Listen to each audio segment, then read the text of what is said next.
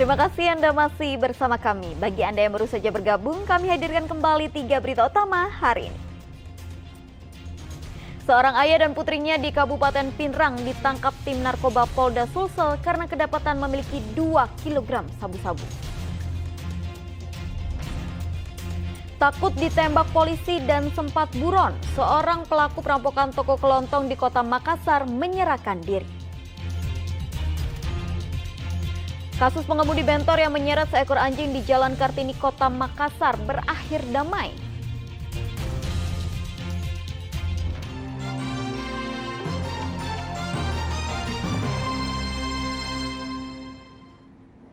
Tiga komplotan penagih utang atau debt collector dari salah satu perusahaan pembiayaan atau leasing diamankan tim Resmob Polda Sulawesi Selatan. Mereka diduga melakukan pemerasan disertai perampasan 1 unit mobil milik korban yang dibeli melalui lelang pengadilan.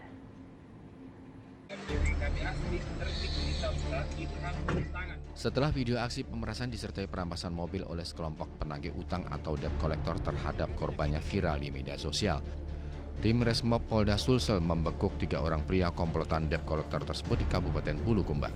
Mereka adalah Samsiar, Ramli, dan Dedi. Ketiganya ditangkap di 3 lokasi berbeda di Kecamatan Ujung Bulu, Kabupaten Bulukumba, usai melakukan pemerasan dan mengambil paksa sebuah mobil milik seorang petani bernama Arifin yang dibeli dari hasil lelang pengadilan.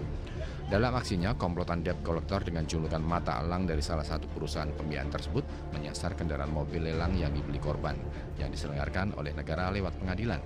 Hanya berbekal surat kuasa dari salah satu perusahaan penarikan, komplotan ini secara paksa mengambil mobil korban dengan alasan mobil itu menunggak pembayaran. Meski korban sudah memiliki surat BPKB serta kutipan hasil lelang yang dikeluarkan pengadilan, namun para pelaku menganggap surat itu palsu.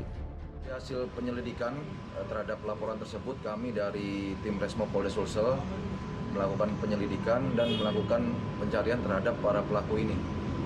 Diketahui jumlah pelaku sebanyak 4 orang, kemudian tim kami melakukan penangkapan di Kabupaten Bulukumba. Dari hasil penangkapan tersebut, tim kami berhasil mengamankan 3 orang pelaku, di mana sebagai debt collector, dan 1 orang sebelumnya sudah kabur atau melarikan diri ke luar daerah Provinsi Sulawesi Selatan. Kemudian tim kami mengamankan ketiga pelaku ini di masing-masing kediamannya dan mengamankan BB yang menjadi hasil rampasan dari para pelaku ini. Polisi mengamankan barang bukti berupa 1 unit kendaraan roda basah dari perusahaan pembiayaan dan 3 unit telepon genggam dan KUHP tentang pengancaman disertai perampasan dengan ancaman kurungan di atas 5 tahun penjara. Polisi masih memburu 1 orang pelaku lainnya yang identitasnya sudah diketahui. Raisa Habu melaporkan dari Makassar. Proses tender rehabilitasi bangunan Masjid Al-Munawir dilaporkan warga ke Kejaksaan Negeri Pinrang, Sulawesi Selatan. Langkah itu dilakukan karena panitia tender diduga memenangkan perusahaan pemenang sebelum proses lelang tender itu dilakukan.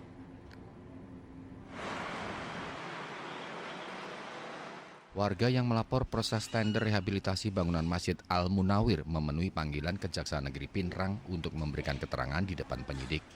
Proses lelang tender rehabilitasi bangunan Masjid Al-Munawir senilai 1,9 miliar rupiah itu dilaporkan ke Kejaksaan pada pekan lalu.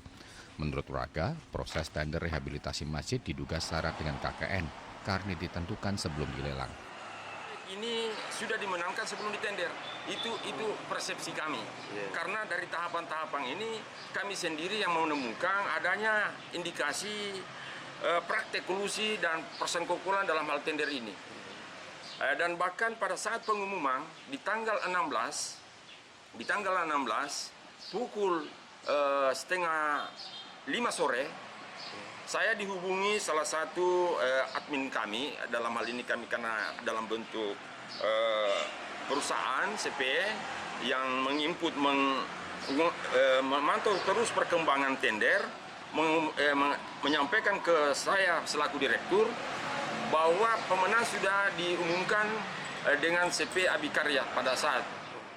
Terkait kisruh proses tender itu, penyidik Kejaksaan Negeri Pinrang sudah memeriksa dan meminta keterangan dari pelapor. Setelah itu, penyidik akan memanggil pihak-pihak terkait dalam proses tender itu.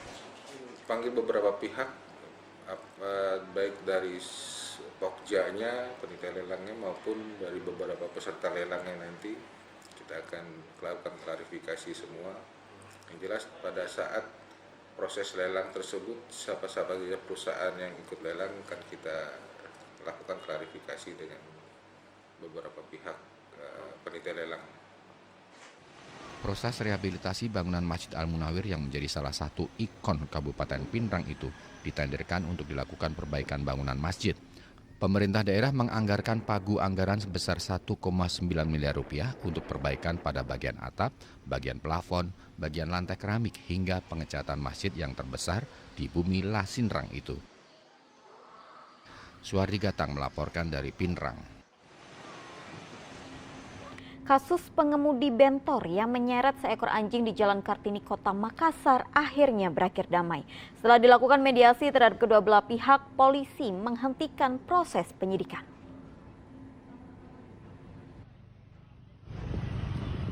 Inilah rekaman video yang viral saat seorang pengendara becak motor atau bentor menyeret seekor anjing dengan rantai di Jalan Kartini, Kota Makassar beberapa waktu lalu. Aksi ini pun mendapat kecaman dan protes dari aktivis pecinta hewan di Makassar sehingga mereka melaporkannya kepada polisi.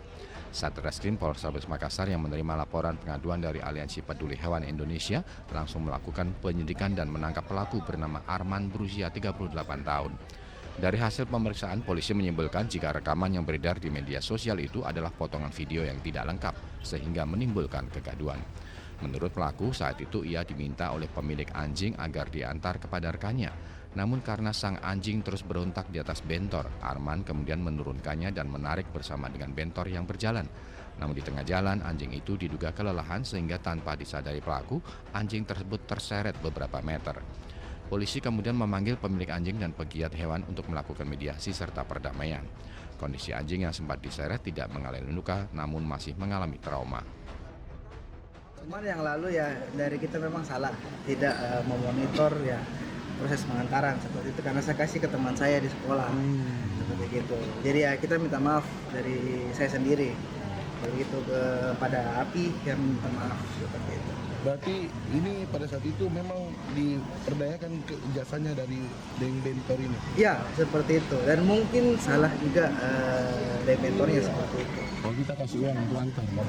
Ya kita kasih uang. Berapa? Saya di bentor kok takut juga, saya pikir biar bisa saya kasih jalan bentor sambil jalan pelan-pelan tuh sampai di Gunung Marapi masih jalan, keluar ke bawah Karaeng masih jalan. Nanti di lampu merah mau nyamperin sudah ngos-ngos saya pikir lampu merah harus saya cepat tuh.